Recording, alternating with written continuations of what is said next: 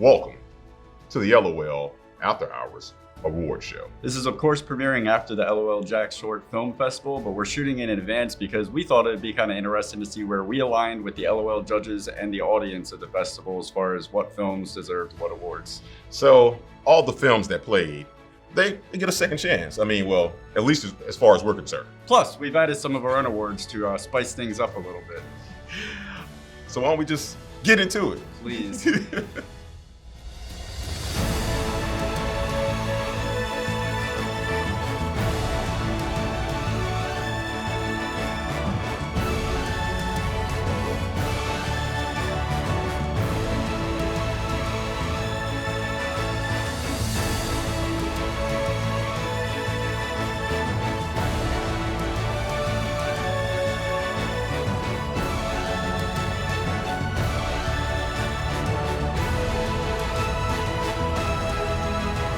Hog has already partook in the slop.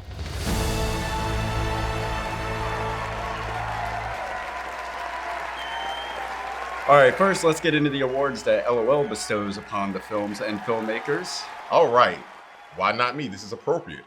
Best Sound.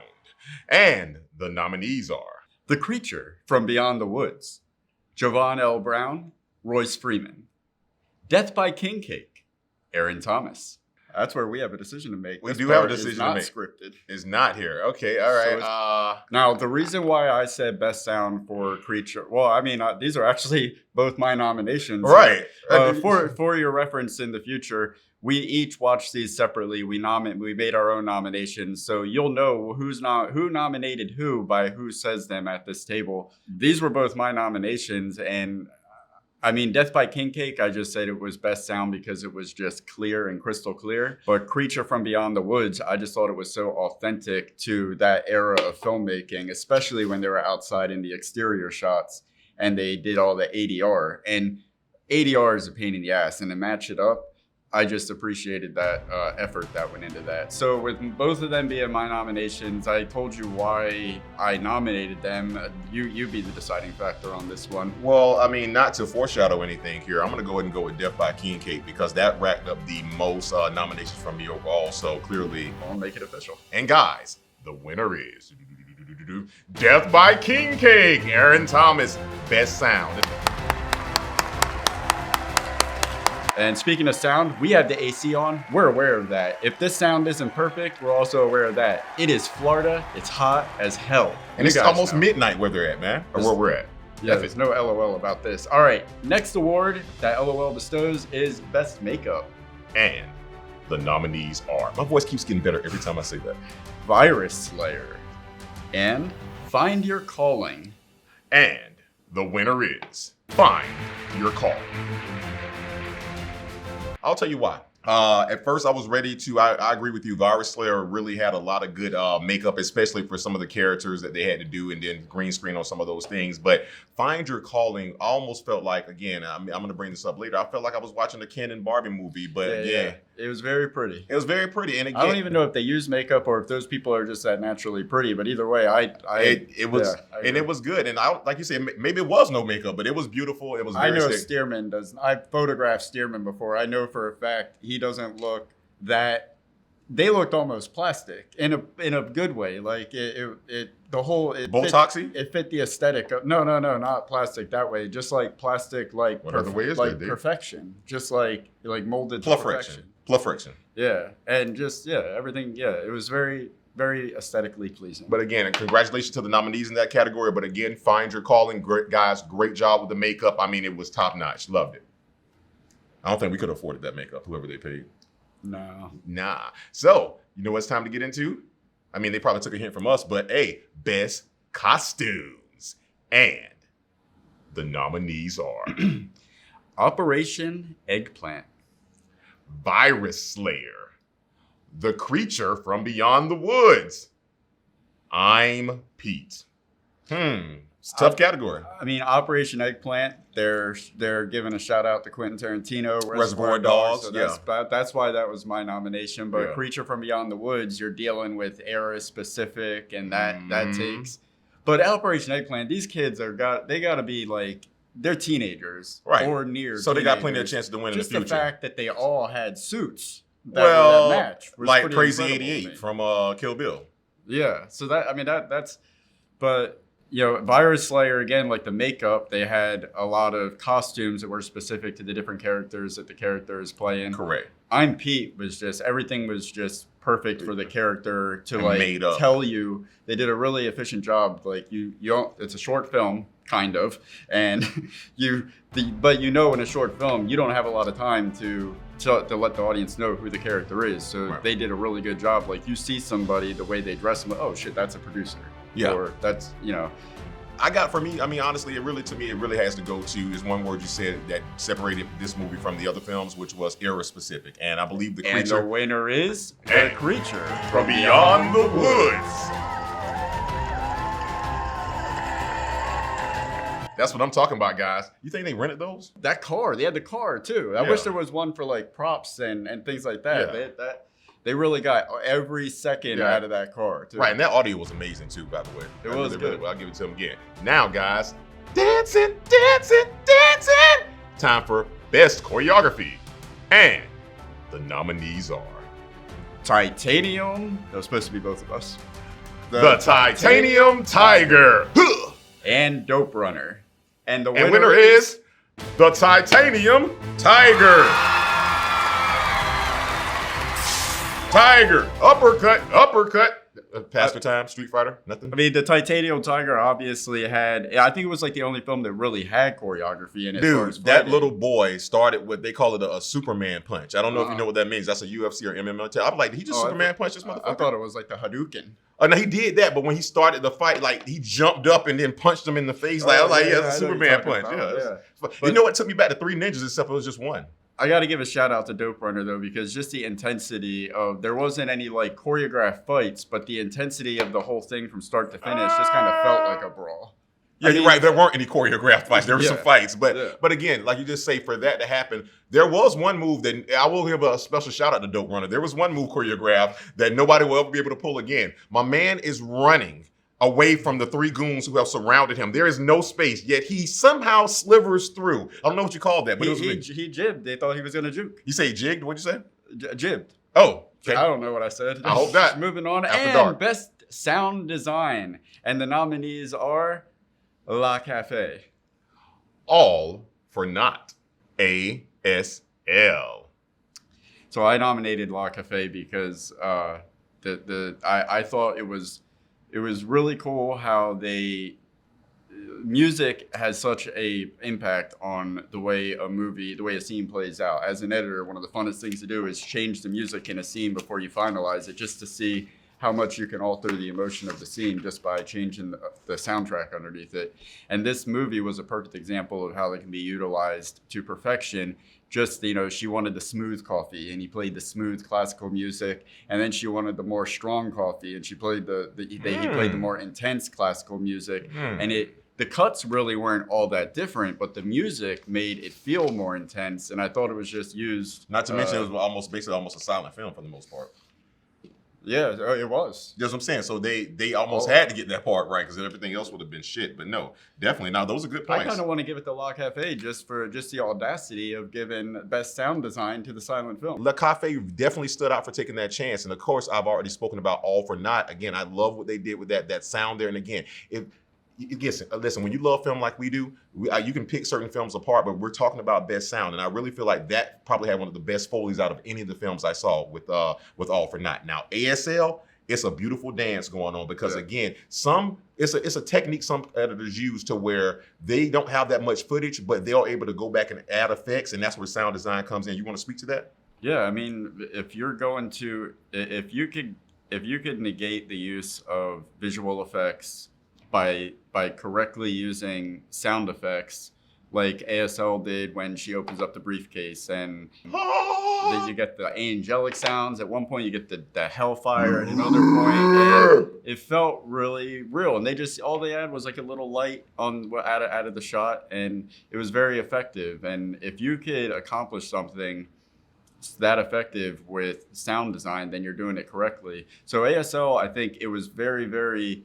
It was great, but again, I have to go back to La Cafe because It's just the perfect illustration of how music can be used to really alter the emotion of and it's a silent film. And that's what I was going to say. Hey, it's a silent film, but guess what? They went Mr. Bean with it. No pun intended there. Yeah. See what I did there? Mr. Bean, yeah. Hey. I thought you were going to get that. The winner is me for catching that while we're here and not later on in post-production, but also La Cafe for best sound design. Exactly, guys. Good job, guys. Really good job. I wonder how many predictions we've gotten right so far. I don't know. Adam, y'all want to check in with us? Let us Momo? know. Momo. Mo to the Motown. E to the. That's what Jacksonville is now. Motown. Why, David? Please tell us more. Because Monique. Please tell us more, Dave. It's after 6. All right. Now, moving on to Best Special Effects. And the nominees are Space Police, Samuel Farmer. Virus Slayer, unknown. You didn't put it in the credits. I can't give you. The Titanium Tiger, Alexa Wint. And the winner is Space Police, Samuel effing Farmer. I'm going to tell you this. I'm only going to talk about the special effects on this one. You hate, and I absolutely hate After Effects. And I don't even know if he did this in After Effects. I've always wanted to be a filmmaker. I love every aspect of film. I don't want to know what he did. That's where outsourcing and delegating comes from. Here. I just want his number. Yeah, Samuel, if you could just reach out to us. Yeah. We got projects for you, baby. You design it. We'll make it happen. We're going to make a lot of 50s together. I see what you did there. I see. We got to get the LLC first. All right, guys, and that is the. I do want to say, Virus Slayers. Kudos to the big ideas that you had putting that together. I love sitting on the taskbar and like virtualizing, like pretty much giving us the meta experience of going inside of your own desktop. The beautiful part about that was they could have chose any version of Windows. They chose that version of Windows. So I thought that was very dope. He had one of the funniest laugh out loud parts of the film, which from any film, to where he was like, "Oh, I'm not close enough." And he doesn't run to the guy. He just yeah. Oh, that's that. Thank you. That's what I was gonna say. The running part. I thought it was very resourceful to use real gameplay footage for the moments where he's running. It was just put together. Had a real Tomb Raider feel to it. The whole thing was very clever and enjoyable to watch. Definitely. But Space Police, I mean, it was unanimous between us. Yeah. It was just technical perfection as far as special effects were. I was just blown away. You can't you put that Lego movie. There is no difference. I didn't see a difference. I can't tell. Well, if anything, Space Police was a bit better. Hey yo. All right, best editing, and the nominees are Your Side of the Story. I feel so sorry. I didn't fill out one best editor, did I? I get it. I'm sorry. Go. Take care of our own. And the nominees are Your Side of the Story, Eileen Kohner. I'm sorry if I mispronounced that last name. It's probably going to happen a lot with all the names. Two's Company, edited by Royce Freeman. I mean, I just gave them best editing easily because as an editor watching both of these, it was these were the two films that there was nothing that I would have personally done differently. And there was nothing in there that made me think, why'd you do it that way? They were just put together very clean. There was no janky edits, no jarring cuts that weren't supposed to be. Now, Your Side of the Story, that's actually the student film from DA, correct? Douglas Anderson, is that correct? Yeah. Okay, that's dope, man. And again, and also Royce Freeman, who is a veteran of the LOL and the 48-hour film festival. He, like I say, he's had his hands in a lot of things here. So for him to be nominated, I think that's dope. So let's see here. I'll say this. I'm gonna go with Two's Company, Royce Freeman, and I'll tell you why. We know how it works when a student film is entered. We know where the acting was done at, and I'm pretty sure we know who did the editing. So, and I did the cinematography on that one, so I know that I know what he took and what he made out of it. There was, there was. I'm talking about my own cinematography. It was it was a quick shoot, so we were just getting. I mean, he made a lot out of a little. I'm not saying my shots were bad. I would never say that. They were fine. But he did not have an abundance of shots to work with, and you wouldn't notice that by watching the movie, I don't think. She should have used some of that sound design. But no, definitely. Royce, shout out to you. And again, Royce has been getting better, man. With like I say, I don't know the other film that he did. It was another film that played at the film festival, but I know he was the cinematographer of that. So he was the cinematographer and editor on the Preacher who came from the Preacher from Beyond the Woods as well.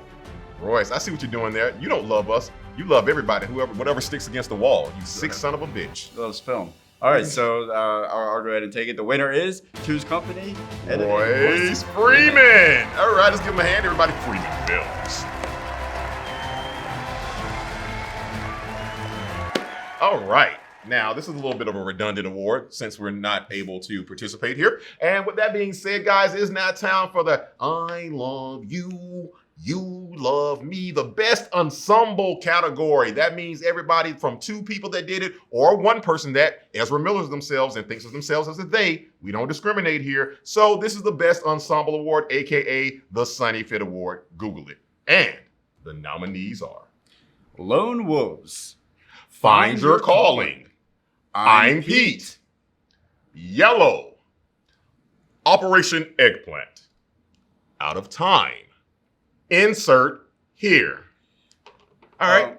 I mean, I gave it to Lone Wolves because that felt like a 90s movie to me, like The Big Hit or something like that, or Three Kings, where it's just gritty and every character is full and is very three-dimensional in just the moments that you meet them, and they're all very interesting. All of the characters in Lone Wolves are very interesting. Then what do you feel about I'm Pete then? I'm Pete. I mean, come on. What Jay Palmer did, one, to work with the availability of all the people that he has in I'm Pete is a miracle in and of itself. But he casted specifically for the LOL, and he nailed it with getting. I mean, it's like a time capsule that 20 years from now, filmmakers in Jacksonville can look back on, and they can get an idea of, you know, who the inner circle of the Jacksonville film community was at that time. I think it's very. I mean, it's just.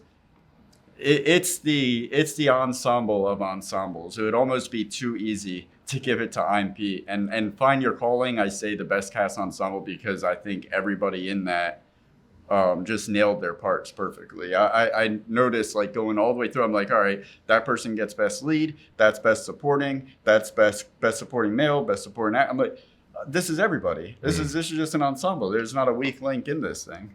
I think that's fair. With Yellow, I liked it, and again, I mentioned it earlier, or maybe I didn't hear when we were talking earlier, that I would have definitely, if there was a 420 award, I definitely would have given it to Yellow. I thought what they did with what they had, they could have been nominated for a lot of categories, but again, those 2 guys together just remind me that you do need 2 strong leads. You don't need 2 strong, passionate leads. You need people because you need people to play off each other. Yeah. But I really feel like both guys really meshed well together, and maybe if they would have had 1 more person, and an ensemble can be 2. I mean, everybody can't do what we do, but it can be a 3 or a 4, you know. But again, I think those guys got something. Operation Eggplant, I'm just going to go ahead and tell you guys what I said earlier. I think you guys were great, and it has nothing to do with you being young, but we're about to be 40, so it has everything to do with that. You got 20 effing years to win. Wait, it's our time now. And speaking of our time, out of time here. Listen, the chemistry between that cast member, that's not. I know we talked about Two's Company. That was almost like Three's Company here, and I really love what they did with that here. And Insert Here,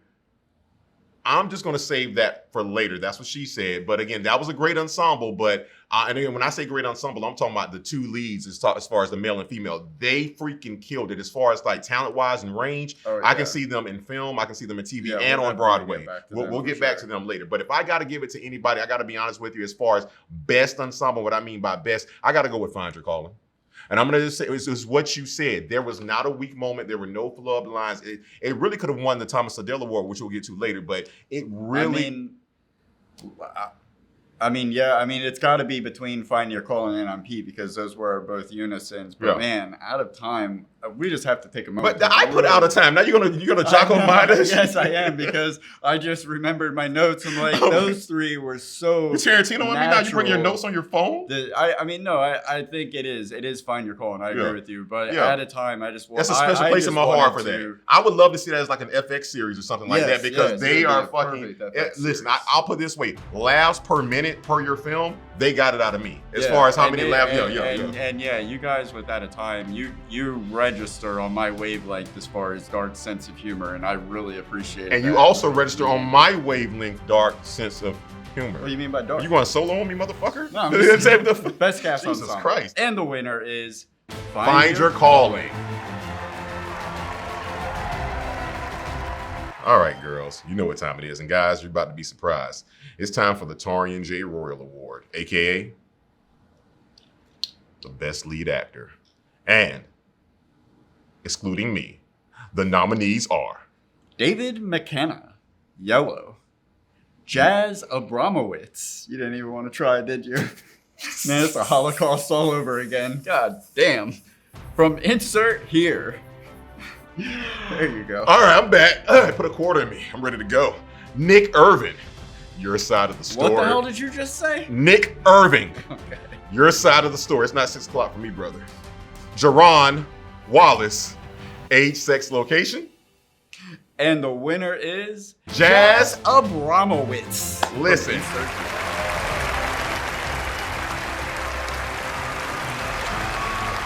Hey, Tukowitz, my attention, my mind. I literally was like, I didn't listen. You have to understand this. That was the second to last film that I watched, and I was like, all right, here we go. And what I will tell you is that real recognizes real, and I'm not talking about REAL. We're talking about REEL. Mm-hmm. I know what it's like for someone to be in a film, and then, like you say, he has to have range and then have to grow with what he did. I really love what he did, and furthermore, not only did he doesn't win this award without the young lady that he's next to, because they have to play off of each other. And when I saw the characters he was doing and the things he was doing, I was just like, wait a minute. And in some sick way, we give him this award when, of course, Jaron Wallace got nominated for him, and he's sitting on the couch. Yeah. Like just sitting there, so he's performing in front of him. So I just really like what he did with the character. He showed a lot of range. I think he has a lot of talent, man. I nominated David McKenna, I just want to say, for Yellow because I thought he did a lot with a little in that scene, and I just think he's fantastic and everything. He's just very natural. Jazz Abramowitz, though, for me, and Insert Here, he had me cracking up. Just the way he was just so nihilistic in his delivery.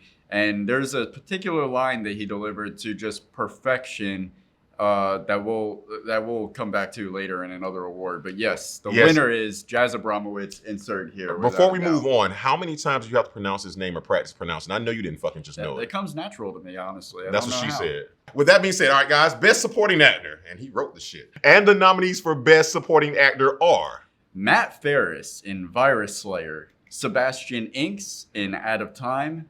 David McKenna in The Creature from Beyond the Woods. Lone Wolves, Philip sitting by the pool bar. Matt Ferris in Virus Slayer was I liked him because he played, I'm pretty sure he was every character that wasn't the main dude. That was Matt Ferris playing all those different characters. So I felt like he needed props for doing that, and I'm not even entirely sure if that was him in all those characters. So if it was him, he did a fantastic job. Sebastian Inks was, he was just hilarious, and he's the friend in Out of Time, the one, and I think he actually wrote it as well. I don't know. I like David McKenna. He was just very natural. I never felt like I was watching somebody who was acting. And David McKenna in The Creature from Beyond the Woods playing the straight doctor. I just thought he nailed that part. He was a joy to watch. I would like to see more of that character. With Lone, you're not wrong about anything you just said there. With Lone Wolves, I'll say this. First off, I didn't see that part coming. And I know for a fact, of course, this guy, that Philip Barr, who played this part, he's not on set with anybody else. He doesn't interact with anybody else other than that weird, I'm very, very sneaky butler. Yeah. That guy, that should have gotten an award there. Cucumber, yeah, there you go. Here's the thing. I can tell, I don't know, I didn't see any really nervousness from him, but I will say this. I mentioned this in some of my notes later on. He was one of the 2 or 3 people throughout all the films that had hefty dialogue. To where it has to go and go and go and go, and then it has to. Just like you love dark comedy, I am the king of sarcasm. I love sarcasm comedy because it doesn't need any explanation. Mm-hmm. And what he was doing, I could have saw myself doing, but again, because I've been on the other side of that phone call, so I really love what he did. But again, like I say, if we want to go through all of these things and really just look at it here, I'm gonna say Best Supporting Actor for me. I mean, we can. Where do you land on it?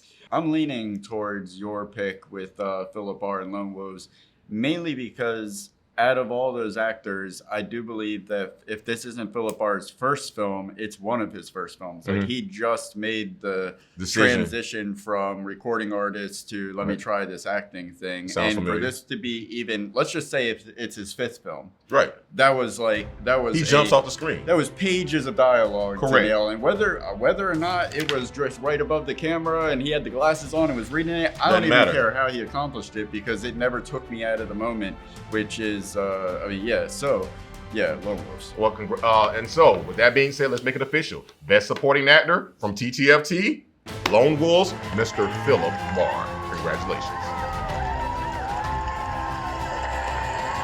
All right, and the Best Lead Actress, and the nominees are Ava Malone in Stuffy, Pauline Condé, ASL, Bailey Ingersoll, insert here. And Rebecca Thompson, I'm Pete. You want to run that down while you went with those?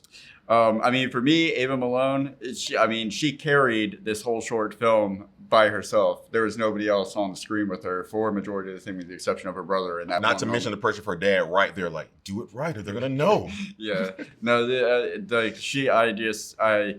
it's impressive to me when a child can act in general in a way that I don't scoff at or like, oh my God, what are you doing? She did that and she carried the whole thing. Pauline Condé in ASL, I think she was great as the demon, the devil. She played that. She didn't go over the top with it. She did it very with expertise. She did it with expertise.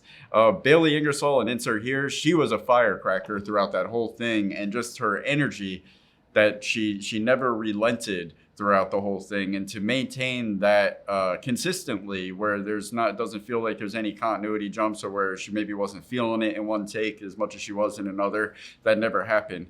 She maintained this level of intensity through the whole thing, which I think is just extremely impressive, to be able to nail punchlines while also not stopping for a moment. That one time we did the face-off episode and I tried to embody you, and to get to any kind of like delivery without like pausing or taking a breath the way she did in that character is just really impressive to me. And Rebecca Thompson, she just felt like a natural. She had the eye patch, the producer from California. In I'm Pete. Yeah, she reminded me of Daryl Hannah, of course, in Kill Bill, and she just, I don't know. I felt like when I saw her, I felt like I was watching a real live movie star from California come into town. Like she truly embodied that. I don't know if she's from California, but I agree. She embodied that. And I think really all these young ladies, and again, let's double back really quick to Ava. For her to be 20 years, not these people senior. And if people don't know, Ava's like, older than 10, 11? Yeah, I don't know. I mean, I don't know either, but I don't make a habit out of, I don't need to know. And she's young. And Kevin Spacey is your reason for acting. And would that be, in directing and making films. Sorry, right. Marshall. All right, would that be, but yeah, I agree with you on Ava, but you only have Pauline and Bailey. Oh, I didn't know who I'm going with. No, I'm just saying it was just before I make my decision here, or our decision, is that I want to still give a shout out because there's a really big difference between everybody else in this category. One's a preteen, and all these other young ladies are well into their careers. And that's why I nominated her for, I actually nominated her for this one. I think I nominated her for the Culkin as well, but I just felt like, no, she is the lead actress in this thing, yeah, definitely. Even though she's a and kid, the only actress. She's going I Am Legend here. With that being said, but ultimately it is between Pauline Condé and Bailey Ingersoll. I'm just going to tell you me. I'm going to go with one we both agreed on this one, but for me, it has to be Bailey Ingersoll, and it's all for all the reasons we talked about earlier, because who she's acting across from, and she was only given so much. And what do we always talk about in our show through 3 seasons of TTFT, which is time on screen and what you did with it. You're not in control of it, but control the controllables. And I felt like she just had to get in where she fit in every single time. It wasn't written for her to do these things. It's like, damn, this my guy over here is over here killing it. I got the former winner over here sitting on the couch. His girlfriend is up for another award over there, which we'll get to later. And she just has to say she can either mail it in or not give a fuck or just do a C+. And if that performance would have been anything less than A+, it would have stole everything off. The material would have been It wouldn't have worked. It wouldn't have worked. Yeah. And like when she was that one line, she said, "We're doing couples." Like you are, and you don't know it yet. You're really about to do another couple. But with that being said, congratulations to the best lead actress from TTFT, Bailey Ingersoll. Young lady, you killed it. And hey, listen, you want to improv sometime? We love to work with you.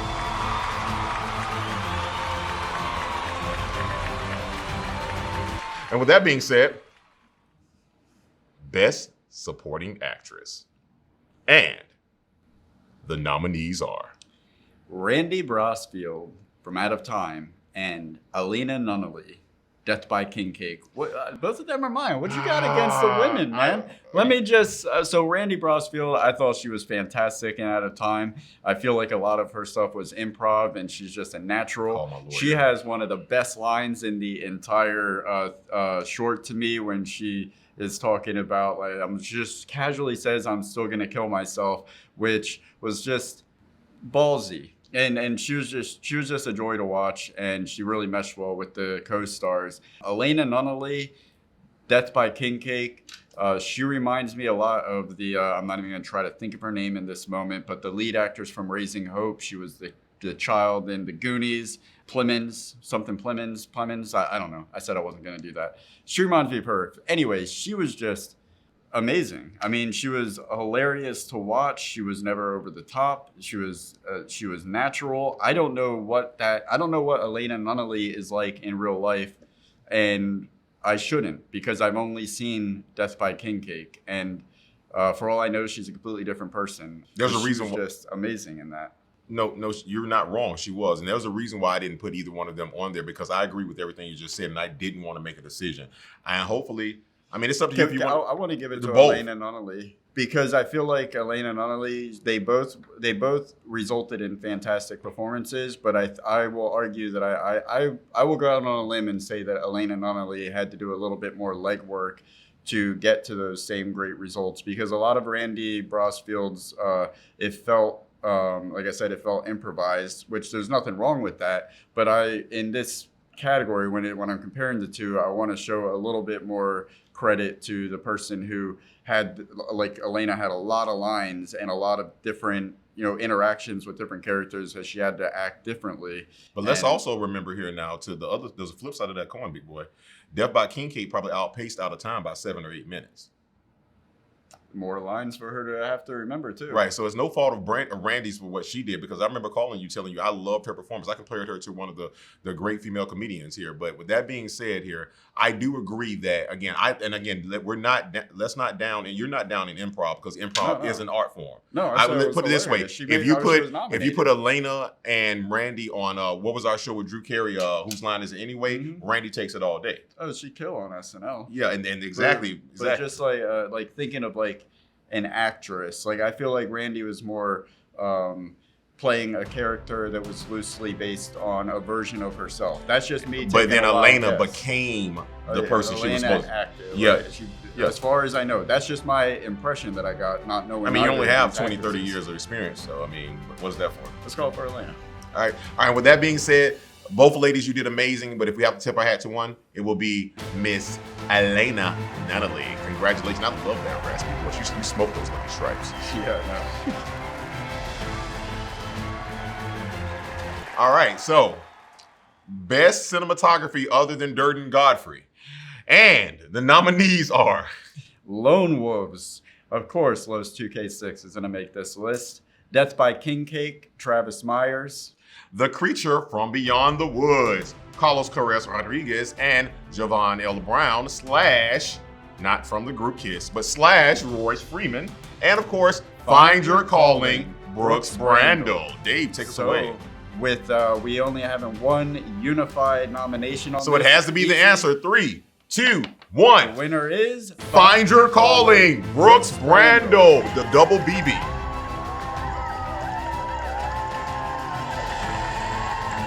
So, I mean, I'll just sum it up. You watch the movie; it's evident why it's the best. But I'll sum it up in one single shot: the brilliance of him lying down on the couch face down, her lying down on the couch face up, and then mashed it into a split screen that's perfectly just perfectly symmetrical to almost look like imply like the whole movie is doing with these sexual puns. They're doing a visual sexual pun that they're like laying on top of each other. It was just brilliantly constructed, and the whole thing was just a symmetrical masterpiece visually. The story was symmetrical. Everything just had a yin and a yang to it, and the cinematography matched that. And Brooks Brandel was just he did really good. I couldn't agree with you more. I mean, of course, like you say, Lone Wolves, Death by King Cake, the creature. Lone Wolves was that was so. We'll get there. The way the movement of the camera and everything on that, and just the.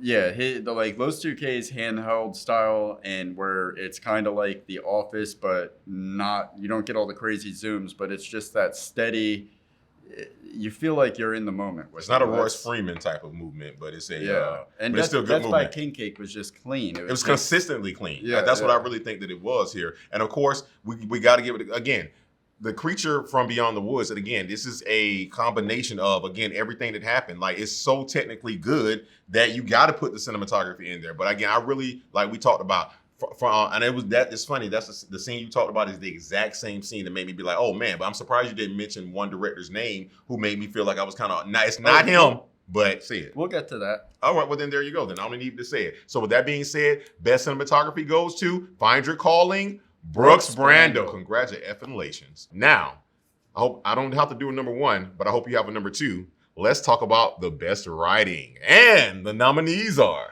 All for Naught, Michelle Bertana, T.L. Westgate, Superposition, T.L. Westgate. Did not know that to this very moment here. Everything that's happening now is happening now. Superposition.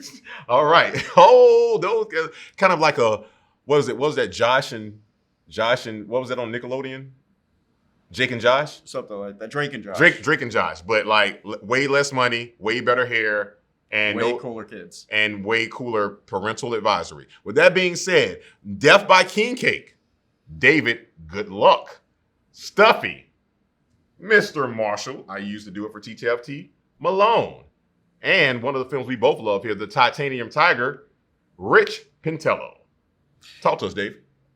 I am a fan of puns, and All for Naught is just one long series of fantastic puns and like focusing on the different way we use words and the correct usage and grammar. And I just thought the wordplay in All for Naught was extremely clever and performed brilliantly by everybody involved. They really enhanced the writing. So that's why All for Naught was one of my nominations. And then Superposition, again, T.L. Westgate. I just got to give credit to anybody that's willing to tackle time travel. Yeah, it's no real rules. Yeah. You got the MCU, you got fucking Back to the Future, Hot Tub Time Machine. Everybody has their own rules with time. And let's not forget Tenet. They broke all the rules of time travel here. We still don't know what happened there. Yeah. So with that being said, guys, I'll say this real quick. Based off of all of these, I gotta agree with you on this one here. It's one of the ones that you mentioned, so I'm gonna go ahead and say it with you on 3, 2, 1 because I think we're gonna say the same thing. It's really one of the ones you mentioned. So 3, 2, 1, and the winner is for best writing, All for Naught, Michelle Bertana, T.L. Westgate.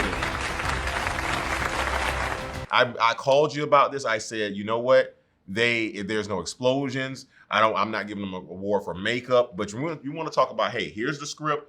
Give me somebody that can make the script come to life. That crew did it. That writing did it. And so I want to give that credit. And the guys, if you didn't see it or you're too busy jacking each other off, looking at each other's films, go watch this one and give it some credit because now talking about another TV show on FX, I would watch it. Yeah. All right. This is the last award prediction that we have from LOL. Yes. These aren't our awards? No, see, our fans are like, hey guys, what are you doing? Turn it up, make it nasty. It's about to get there. First, we got to get Stanley Kubrick out of the way. So with that being said, Stanley Kubrick. All right, it's time for the Durden and Royal Award here. We'd like to call that the best directing. And the nominees are Dope Runner, Freddie Burgos. Death by King Cake, Jansen Swint. Find Your Calling, Brooks Brandel. I'm Pete J. Palmer. And the winner is Death by King Cake, Jansen Swint.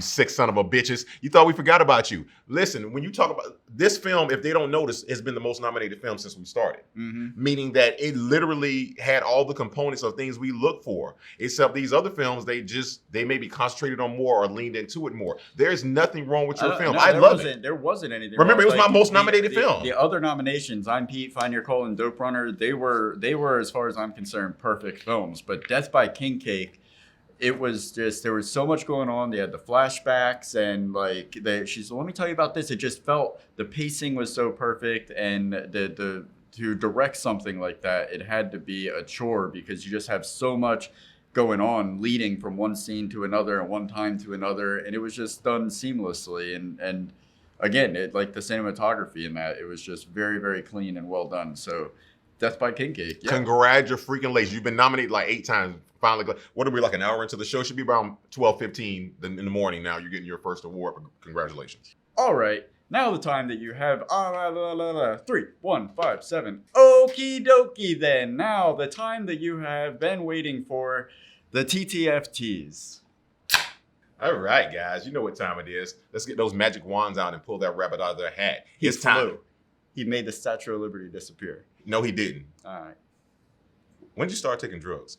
All right, with that being said, it's time for the Mr. Magic, the Copperfield Award. Now, this award goes to the film that did the most with the least. And the nominees are Yellow, All for Naught, Your Side of the Story, Dope Runner, Fed, stop listening, Superposition, Stuffy, ASL, A-Sex Location, Insert Here. Now, all right, so it's between Yellow and Superposition because those are only two unified nominations. Well, I'm just going to go ahead and tell you where I'm going with mine. I'm going to go ahead and go with Yellow. 2 guys in the car. And again, it just reminded me of the 70s and the 80s to where I know everything that's happening outside the car is not effing happening. And I feel like they over-embellished that. I've been high. Now, I've not been behind the wheel because I'm responsible. Have your pet spayed and neutered. Has nothing to do with what we're talking about. But I've been in a car to where you're like, man, just go because you're making me feel more uncomfortable doing what you're doing, and you're freaking me out. So I felt like, again, it's 2 guys in the car. Somebody had to film from outside and they had to get the shots from the side. 3 camera setups. 3 camera setup. One location. And again, the actors don't even have to stand up. They did not one time. That is definitely doing the most right. There's no walking, no steps. Yeah. So, and again, don't get me wrong. Superposition, you guys, again, you're young. You'll get there one day. And Superposition and Stuffy, both of those are essentially like, you got your kids, you're already home, you're looking for something to do, you're a filmmaker, might as well pull out the camera and make a movie together. What Marshall did with his daughter and what T.L. Westgate did with his sons, I think that's awesome, and that's what I aspire to do. That's like, there is a special place in my heart for those 2 things. But T.L. Westgate, what that guy did there, man. But I will say doing the most with least, Superposition, T.L. Westgate having to deal with 2 teenage boys, I would say that's not doing the most with least, that's doing the most with most. And with that being said, really quick, before you say Yellow, I just want to say this. Again, those guys did a really great job of what they did. And again, I already knew what the ending was going to be and I didn't care. That's how good it was that it made me, like, I know what the ending is going to be, but they still did it. So with that being said, guys, congratulations. The Copperfield Award goes to Yellow.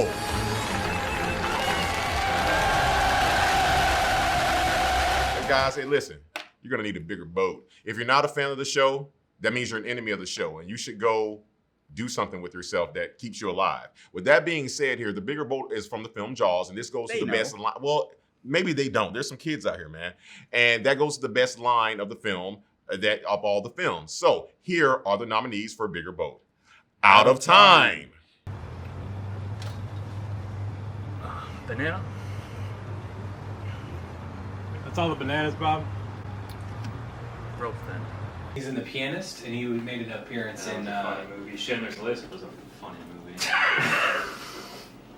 God, you're sick. That was hilarious. And my thing is, like, of course, Schindler's List is not hilarious. It deals with a very serious subject. But again, you got to laugh sometime in life because life is effing crazy. And I like dark comedy just like you do. All right, my other nomination is from The Creature from Beyond the Woods. I'm not a rocket scientist, but I'm pretty sure we heard that. It makes no sense, it's absurd, and it's right up my alley. My other nomination is Spouse Swap. Boy, the hog has already partook in the slop. What does that even mean? Boy, the hog is already partook in the slop. Boy, you jumped into that character really quick. Let me Hey, hear that I again. grew up in Marietta, boy. Okay, all right. Come on now. You see what I'm talking about? The other are we both had this one. Did we? Insert here. Oh, actually, I also heard about this thing called method acting. You know what? Are you here for the Moby Dick audition? Yeah. Yeah? Yeah, are they doing more than one? You do realize that there are no parts for women in Moby Dick. Couldn't hurt to try. Yeah.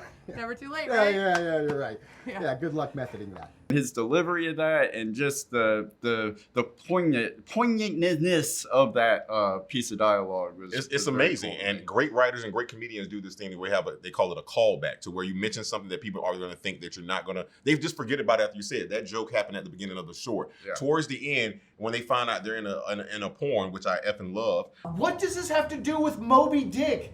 It's Moby's dick. I found that hilariously funny because again, maybe it's the Bart Simpson in me, maybe it's the teenager, but I don't care because that's art and I loved it, man. So I really thought that was a great line. Now, we also went to Choose Company. What's that? But you don't like America's ass? America needs to wash its ass! It's a great line. It was a great line. And so we loved that. That chemistry was great because you took Marvel and it was like Marvel meets My Name is Earl all at the same time, and I effing loved it. Now, let's go to Death by King Kate. I could blackmail you as well. Those little chlamydia issues you have.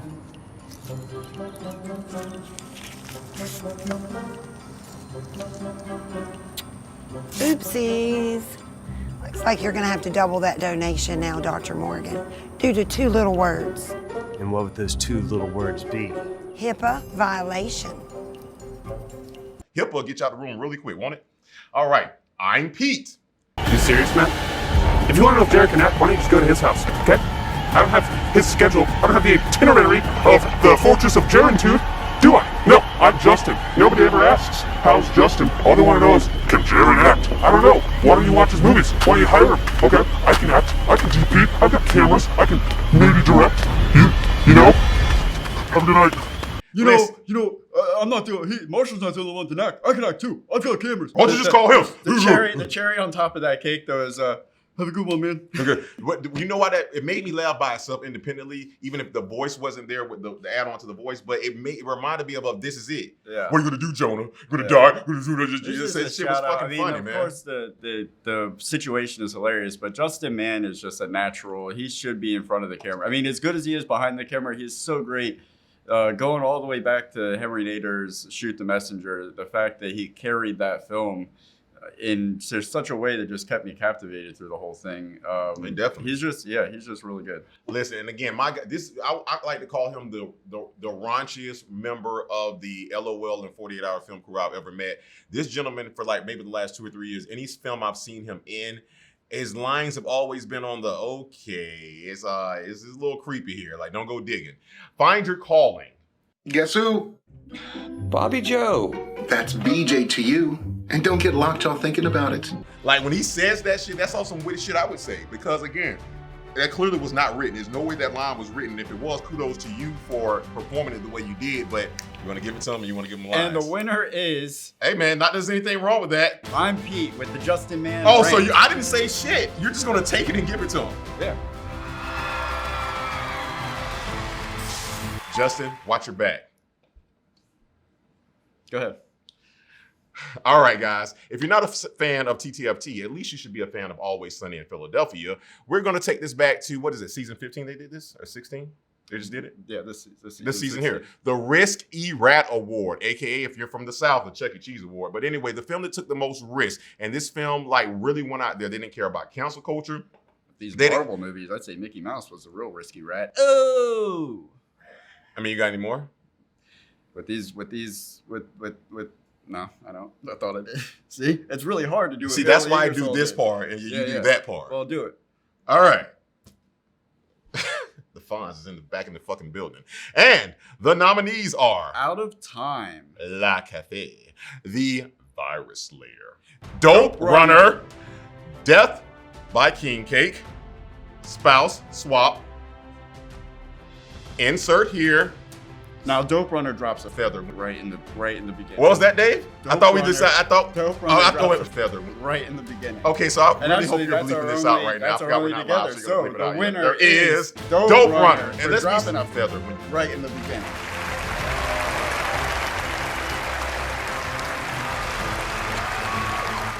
I really hope you're saying he dropped the feather when you cut this. But with that being said, here we listen. Dope Runner. Listen, I'm not going to feather. Followed by a cunt. With that being said, here, if I can get into the technical side of this, Hopefully, here, we'll see you guys next Tuesday. or maybe who knows? Go ahead, get into it. Now, when you talk about Dope Runner, of course, there's things I could love more about it. But with that being said, I'm going to tell you what they did here. They threw out the PC book. Yeah. They threw out the sensitivity book. And again, when you're a true artist, this is what really drove me through. I went past the cinematography, didn't judge that. I went past the editing, didn't judge that. I went past the sound, didn't judge that. I went right to the writing and the language and the delivery. Mm-hmm. They get right in your face. Within 3 seconds, you get a derogatory term, allegedly. But again, with comedy and writing, we got to get back to it's still art. It's Archie Bunker told the line 30 years ago. I knew he was prejudiced, maybe slightly racy, but I didn't think he was the worst racist in the world. Yeah, well, I mean, speaking, it didn't just take risks as far as like what it was willing to say or the things it was willing to do, but just I never knew what was going to happen next in Dope Runner. I thought it was really brazen in its approach, and it's almost like Blade Runner happened in the hood or something like that. Dope Runner, Blade Runner. It's like it felt like that. Yeah. I'm happy with our explanation for that. I think we've. I like that. You want to take this one? Yes, I would. Yes, I would. And I will. The Wes Anderson Award. This award goes to the film that is most aesthetically pleasing, and the nominees are... For our people out there that are a little inebriated, what does aesthetically mean? Aesthetically is just the way things look. Is everything, in its right place? So are the colors not fucking with each other, not messing with your eyes? Was that colors or colors? Both. I mean, that's not going to be aesthetically pleasing. Just a bunch of brothers fucking with each other. I mean, that's how we got the Black Panthers. You want to run that back? And with that being said, to say Operation Eggplant, and you guys, I'm sure know that you were up for. If you even knew a Wes Anderson award existed, you would probably assume that you were up for it because it was. I will just go out on another limb here and say that you were heavily inspired by Wes Anderson, maybe even specifically Asteroid City. I really liked the going back and forth from the color to the widescreen. You did a review on Asteroid City, right? I did more than a review.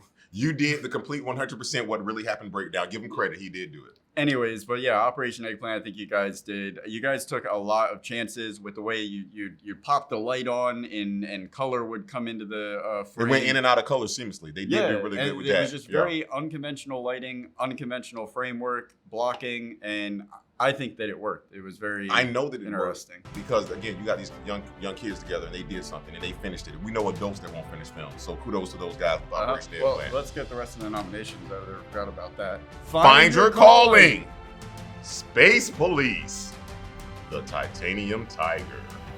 Now, guys, because we both agreed on it here, the winner is Find Your Calling. And again, see, I feel like they doubled down. They must have knew what the categories were because by winning best cinematography, you by default, when you kind of win like best, they got best makeup. Yeah. So it got to be aesthetically pleasing. I see what you did there, guys. You doubled down. We hit it on the cinematography too. Yeah, the whole thing. I think it was like it was shot on a stage, and everything was meticulously placed. And let's not forget, one shot. There wasn't a category for it, but what they did at the end with the it's not a spoiler alert because you guys have already seen it. The singing. Like that just really brought it together. Like I really did like that, man. All right. Hey, can you come over here and read really quick? Just pop your head and don't say anything. Just pop your head in. I literally said. You just have to read the part that's in green right there. The Tom Siedle Award. Now this, folks, award is a precious award to my heart. They had me drive all the way up to Moncrief to say this. Moncrief. You get my $20 though, right? Yep. Okay. Cool. So the Tom Siedle Award. This award goes to the film that is perfect on every technical level. That means camera work, lighting, the sound is crisp and clean, the editing is tight, and it has a dash of art in there to just make it all right, I think beautiful. I finished you off. Thanks, Tom. There we go. And thanks, Tommy. The nominees are Your Side of the Story, Death by King Cake, I'm Pete, Lone Wolves, and The Creature from Beyond the Woods. Now, really quick, you've already explained what it was. We got the master over here, the man himself, the doppelganger himself, coming to play Tom Siedle. I'm an imposter. He is. The winner is Death by King Cake.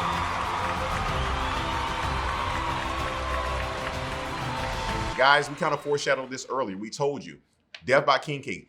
I nominated you for more than any other film out there. That's me personally, because again, you hit on, so if there was like a checklist that they went through to make sure stuff hit on a film, they did it. And I'm not saying that's being safe. That's just being, I mean, the film will get auctioned and sold if it was a feature length and things. They put it this way, the people behind this film, if they were going to a film set or to do something, they have the ability to create a full-length feature film. Yeah, and there was I nominated I'm Pete, and ultimately, I mean, I think that I'm Pete was technically perfect. Obviously, there was just a lot going on in that, and there's probably like 2 or 3 things, ticky-tacky editing choices that I maybe would have done differently. But when there's so much going on, it's easy for. I mean, Death by King Cake was very specific to what it was doing. It was dark. It was toxic, and it was just clean. I can't find anything wrong with it technically. All right, guys. I'm not gonna lie. I came up with this, and I'm very proud of it. If you've ever seen our show, I came up with the come swap segment where we would swap actors. It's never well, I mean, I called it a segment. You vetoed it, but again, we're still not really monetized. We are, but we're not. And talk to me. So basically, my award for this year is going to be the Blind Porn Star Award. And what that means is we never saw it coming. See what we did there? All right, and the nominees are Dope Runner, I'm Pete, Operation Eggplant, Out of Time, The Titanium Tiger. And the winner is Dope Runner. And you know why? It was the F word in the first 3 seconds. Like, as soon as I heard it, I was like, all right, that's the winner. Well, for me, it was like I never saw anything that came in that movie coming. I was just getting splooged in the face, scene after scene. I never, like, is it going to hit me in the left eye? Is it going to hit me in the right eye? I'm glad you said it. It was like the left and the right of the government. I not swallow it? No, I didn't go that far, but I definitely swallowed it. I swallowed it. It tasted good. You guys ate your fruit that morning. It was perfect. Sucker and succotash. With that being said here, you know what? I'm going to get back to the show because clearly he's on commercial. All right. You opened it up with come swap with us. You're going to give me because shit. That was a segment that got banned from another show, but clearly you're just going out on, okay. With that being said, guys, again, Dope Runner. I wish we were gambling men because of the fact that Dope Runner, you probably thought we weren't going to look out for you tonight, but hey, just in case LOL didn't, TTFT did. Choose the right letters. Why are you drawing a line in the sand? There are partners. All right, come on, Josh Baskin. Are we partners? We're not one company, right? We're partners. Partners fight. We love you guys, Madrid. Who are you talking to? You, Tommy, and the world. All right. That's right. Not for another 30 minutes. All right. With that being said, the Josh Baskin Award. This award goes to the, I see what you did, the short film that would make the best big feature. Yeah, big. Yes. And the nominees are Lone Wolves, Dope Runner, Two's Company, Death by King Cake, and Space Police. Now, Lone Wolves, like I said, that all those little characters that work in the office, I would love to see those characters expanded on. They did a really great job in the time they had to make me really, like, I'm not saying I fell in love with those characters, but I really came to enjoy them and want to know what else they had to offer. Dope Runner, I want to see that kind of intensity spread out over a feature film. I think that would be awesome. Two's Company, I didn't think that should be a feature. I felt like that should have been more so of a series, which same thing with Lone Wolves, could easily be an FX series. Okay. Death by King Cake, that's another one that I think would be an awesome series. I think those characters, watching them get fleshed out over 6 or 7 years would be very enjoyable for me. Space Police, we mentioned this at the top of our lineups for the LOL Awards. I think Samuel Farmer would want to make a feature of Space Police, because that seems like a hell of a lot of work. Well, I mean, I'm going to tell you where I'm going with it. I'm going with Space Police because, again, you listen. Again, Space Police not only stuck within the guidelines of the LOL Film Festival as far as its timing, they were really one of the. I'm going to call it a true animated film, and that's not a shot at any other film, but you have to give credit when credit's due. I know that took time to do what they did with that. Yeah, but this isn't. This is the one that we would want to see more of in a feature or a That's series. why I'm going to say my winner is Space Police. You say Space Police? Yes. Yeah, because I seen Lego Movie. And I'm going to contradict you. To your point earlier, you were like, well, if it comes to this or Lego Movie, I'll take this. Well, this was just a short. Imagine what they could do if they had the time and the resources maybe behind what I liked more about this than Lego Movie was that it was like an hour and 32 minutes shorter. You didn't mention that. I don't know. I didn't mention it. Well, then who do you say then? E. You. I think RSTLNE. I mean, I really like Dope Runner. All right, so you like Dope Runner. I like Space Police. Let's just ask ourselves this. Hey, we filmed movies on film. Have we ever animated anything? Has to be hard. With that being said, Space Police, you get the win.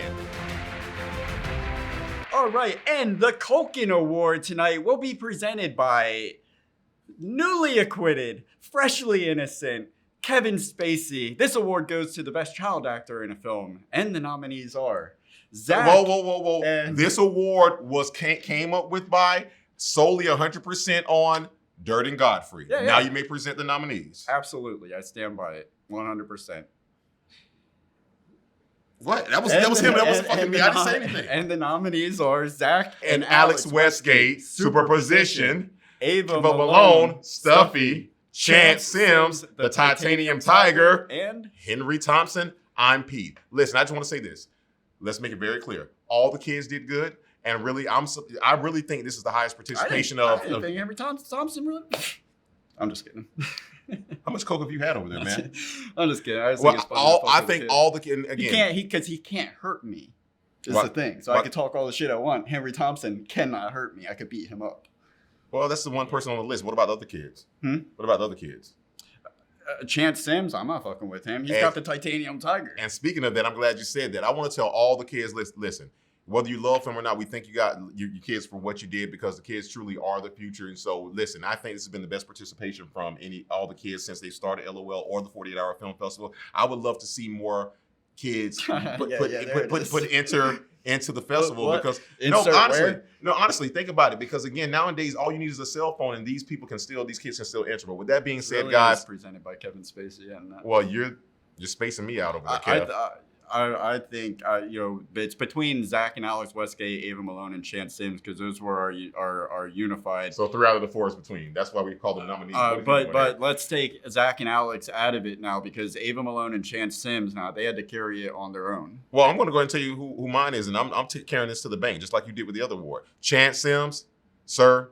Listen, from one grown actor who used to be a child actor who transitioned from being the child actor to the adolescent awesome person that I was, to the young punk that didn't know anything, that became the mature man I am today.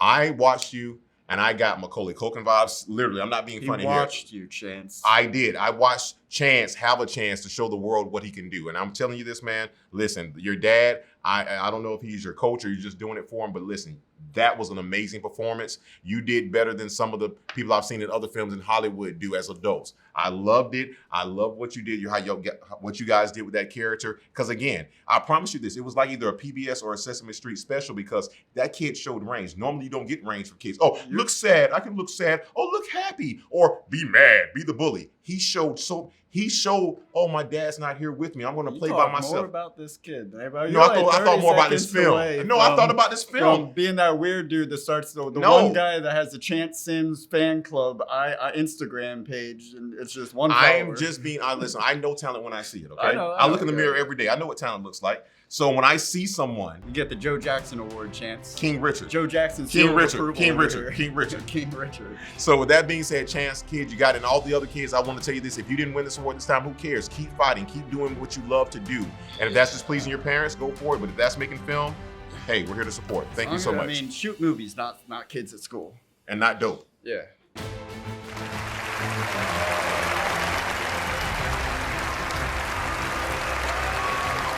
All right, next up. All right, last up. Not last, but close.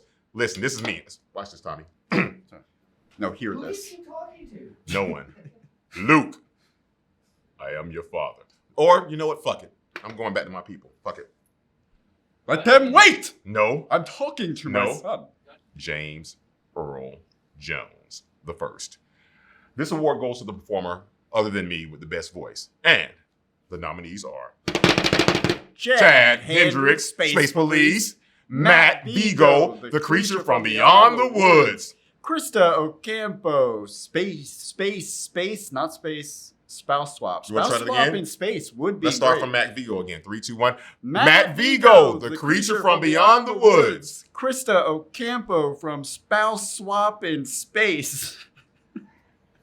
I'm going to let him have that this time. Matthew Suave, Death by King Cake. Pauline Condé, insert here.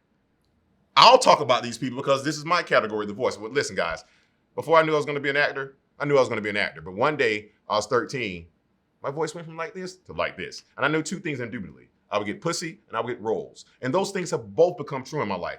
Jayla, you better not be listening. So with that being said, I'm going to get straight to the point. I loved a lot of these people. I want to say this, for Jaren Wallace's lady, I don't know if this is her screen debut, but for Pauline Condé, I've rarely heard her speak, but if she did a voice for this It's the best way, right? Like I don't know what that means, misogynistic man. But I rarely hear her voice, but I will say this: when she speaks in volumes, and I love that character she created for that. I mean, later on we're going to talk to Tommy Siedle. He'll be here, and we're going to talk to him about that, and I'll see if that's true. But Matthew Suave did his thing in King King. I really love it. He was a gentleman with the leather jacket. He was if the Fonz had never jumped the shark, and 30 years later he's still cruising around with a Letterman's jacket on. Really weird. I love Matt Vigo and Creature from Beyond the Woods because he reminded me a lot of like the old school 50s radio host. He did. And it was just like straight out of The Living Wake, which anybody that knows me knows is my favorite movie. I thought it was going but fishing. ultimately, I think we know who the winner it is, and that is Chad Hendricks. If there ever was a role that was written for him, this was that one. And his voice and the cleverness of using his voice, which is like, it's famous for being known as like the white dude that talks black. And he got to play a character that is kind of black without being black to play on that stereotype. And I don't think his character was kind of black. What I will say is this: I think Blacktron. We'll get there. The brilliance in the character, the brilliance in the character was this: is like a lot of times writers don't get credit because actors would say the words or improvise on their words, and then the actor gets all the credit, paid all this money. Yeah. The problem is that sometimes as a brilliant, they have casting directors. Writers sometimes will specifically write for someone. You've done it, I know other people have done it as well. And to me, that's another level and a brilliant part of writing, to where you tell the actor, I don't need you to do anything. Just be who you are, because they've already written and they know your nuances. And you're right.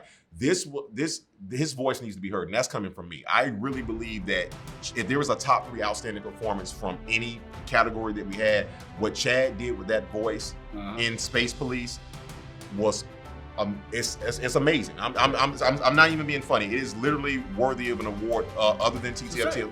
Oh, so the winner is, without jacking it anymore, for $40 a round, reach around style, Chad Hendricks. Yeah, buddy. God damn, man, just give the brother his award. Stop making him wait. And he really does talk like that. Let him come in your face. You've been working on your voiceovers. The Scene Stealer Award. LOL may have Best Actor and they may have Best Actress, but we're at TTFT, we're a little bit more progressive than that. Or subgressive. And we'd like to consider all the performers to be equal, whether you're a man, a woman, a child, a beast, a machine. You missed one. Oh, what? The wooden child. The wooden colonic child. Thank you. Sorry. This award goes to the best performer, no matter how you identify. He, she, they, them, it, whatever. Non-binary. The nominees are T.L. Westgate, All for Naught. Elenia Nonali, Death by King Cake, and Bob McCracken, Out of Time. And the winner is Elena Nonali, Death by King Cake. It's a couple of different categories, but I'll stick to just 3. Number 1, your performance in itself. Number 2, the time you were given. Number 3, who you had to be on the scene with, screen with. She had several different scenes she had scenes by herself. She had scenes with just one other person, and she had scenes with people from different ages. And again, multiple settings. And each time, her performance jumped off the screen. And that's why I say, when it comes to a performance, I don't use actor, I don't use actress, I use artist. And what she did was true artistry. I can't say it any better. That's why I talk to you. With that said, the Raimi Award. This award goes to the Raimi Award. Sam Raimi. The Raimi Award goes to the funniest horror film, and the nominees are All for Naught and The Creature from Beyond the Woods. And the winner is The Creature from Beyond the Woods.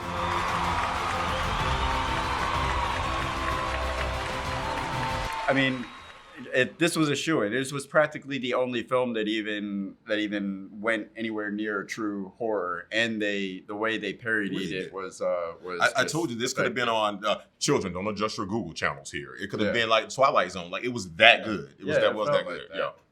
All right, let's move it on. Let's get this thing wrapped up tight. All right, let's wrap it up and let's do it this way. The A.D.D award, and for our people who don't Google and you've already not listened to what we said, the Attention Deficit Disorder Award goes to the awards of the film with the best pacing. As we like to call them, like, was the movie so good and had you so intrigued that you didn't get up to go to the bathroom even if you had to pee, which these are short films, so you have a really bad bladder if you can't hold it for the length of any of the films in this competition. You should go to the doctor immediately after this award show.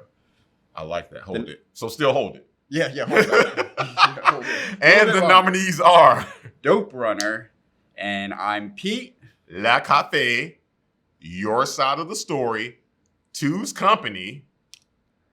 Now, I feel like I'm Pete was the longest of these, but it felt like the shortest because you were just going, it was machine gun from one. I actually do agree with you on that because I was going to say if that's not A.D.D. No, I will say this because here's the thing. It's the best pacing with the most familiar people. And we don't, even though I knew it was the people, it didn't feel like, you know how sometimes we say something, hey, I want to watch somebody do something and not feel like I see the person, I just see the character. Yeah. This is so well written and done and delivered.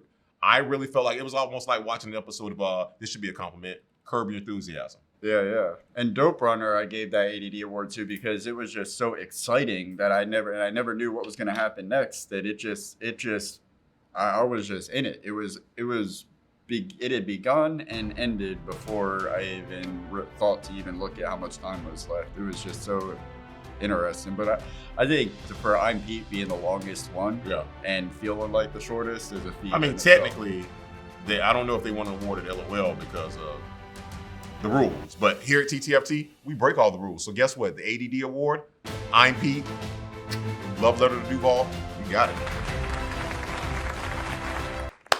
All right, that's I'm over that. It's all right. We call this we're one better than that other letter group because we came up with more letters. The WTFLMAOIMDEAD award, the What the Fuck Laughing My Ass Off I'm Dead award goes to the film with the funniest What the Fuck moment. And the nominees are I'm Pete, Tom and the Dukes, and Rub my Pants, Rub my Man Nips. Yeah. Baby Elephant Walk, Out of Time, My Own Personal Garden Scene, Two's Company, Dino and the Dude, Clayton, Cat Me in Tears, brother. I thought that was that dinosaur from off Beach Boulevard with the bone that everybody doesn't know about anymore. Spouse Swap, the producers mimicking what the actor should do off screen. And the winner is I'm Pete. I mean, you got Tom and Daisy Dukes. And then you got Rub My Man Nips. But you got to choose one. You got to choose one. You already had it with the Dukes. Listen, we got a double duker here. First off, for some weird ass reason, because I played a part with him before, not like that, when he just didn't come out in the fucking Dukes in the Home Improvement Brentford Tools belt. This motherfucker had on a gimp mask. And I'm just like, and then he rips it off later on too, like slowly. Like your boy said in True Lies, no, do it slowly, seductively. Yeah. Like, and he rips it off. And just when you think you don't get enough of it, we get another crotch rocket shot like fucking 3 minutes later of Tommy and the Dukes. Now, Tommy can film, Tommy can act, Tommy can edit. Tommy's not a model. So that is my what the fuck, laughing my ass off, I'm dead moment of the entire fucking festival between LOL and TTFT. And with one more award to go before we get to the award of all awards, the Jartoman. The OG award. And this award goes to the film with the most original idea. The nominees are Virus Slayer, Superposition, Stuffy, ASL, Operation Eggplant, Find Your Calling, The Titanium Tiger. Insert here. And the winner is Stuffy.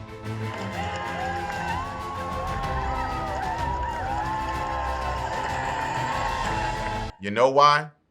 Because at the end of the day, man, we're filmmakers. But, you know, hey, we never want to grow up where we're Toys R Us kids. And with that being said, it is nothing like having an original idea to make something that no one can ever take from you, and that's a film with your seed, your sibling, your daughter. Well, and the beautiful thing about Stuffy is it's taking a trope that is well known, but when you could take something that is like super familiar and find a fresh way to tell that same story, that takes a talented writer, I think, and should be recognized. I thought Virus Slayer, again, that was really inventive and imaginative, going inside of a virtual desktop, and the way they conveyed that in different ways. I thought that was a very original idea. Titanium Tiger too. That was very original. Because again, don't you understand how that comes from somewhere? You don't just write stuff because it comes to your mind. You have to be a part of it. So I don't know who wrote it, but I'm assuming it's the dad. But whoever wrote it, to have to act in a scene with your son about you not being there when clearly it looks like you are there. That's that. Like, yeah, man, no, I give it that. Yeah. So definitely. the OG award goes to Stuffy and, Mr. Malone. Great job. Now, guys, we've had a lot of great awards today, but David, here it is. Why don't you tell us about this last award? Without further let's try that better. ado, it's just fine. No, the Jartoman. No, that's weak, man. Award. The Jartoman Award. Three. The Jartoman. 3, 2, 1. The Jartoman.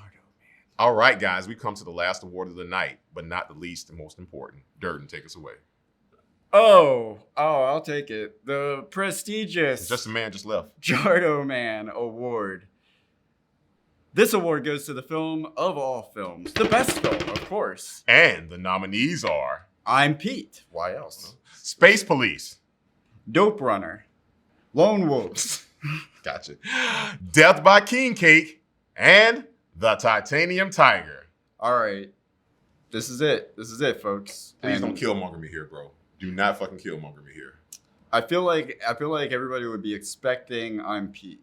I know what I feel like I want to say Dope Runner. I know what I'm going with. It sounds like our show. If you just put letters in it. Why does everything gotta be a because you fucking leaned over, motherfucker. I wasn't gonna do that secret shit until you leaned over. With that being said, the winner is the Titanium, and the nominees are I'm Pete, Space Police, Dope Runner, Lone Wolves, Death by King Cake, and the Titanium Tiger. And the winner, the best film, because we can't decide, so we're gonna split here. We're gonna split hairs. We're gonna de-Siamese. We're gonna split hairs because we cares too much. And it's not fair. The best films worthy of Jartoman status, according to me and him. First me. And then him. Dope Runner is the best film worthy of the Jartoman as far as I'm concerned. Okay, I'm not gonna. I mean, in fairness, I'm not surprised at that from you. I'm gonna tell you why. You nominated Dope Runner for at least 60% of the cast. And I'm not saying I don't like Dope Runner. I'm not. What that kid did. Hey, this isn't an argument. We split hairs, so I have mine, you have yours. What's yes, yours? mine is the Titanium Tiger.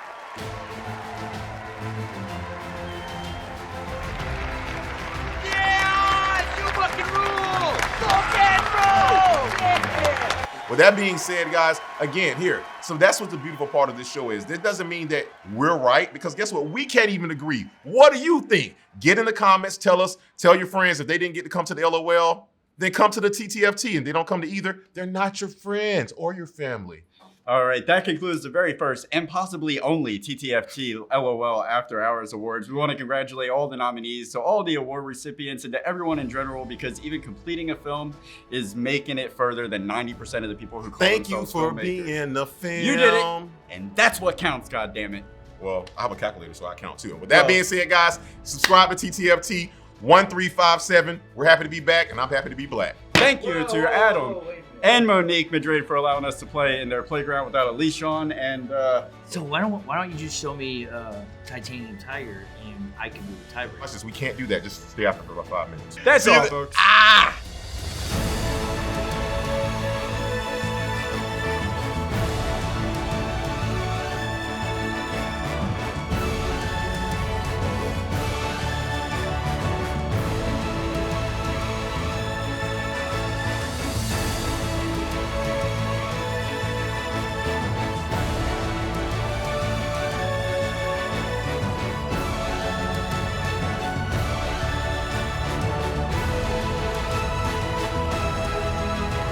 hog has already partook in the slop.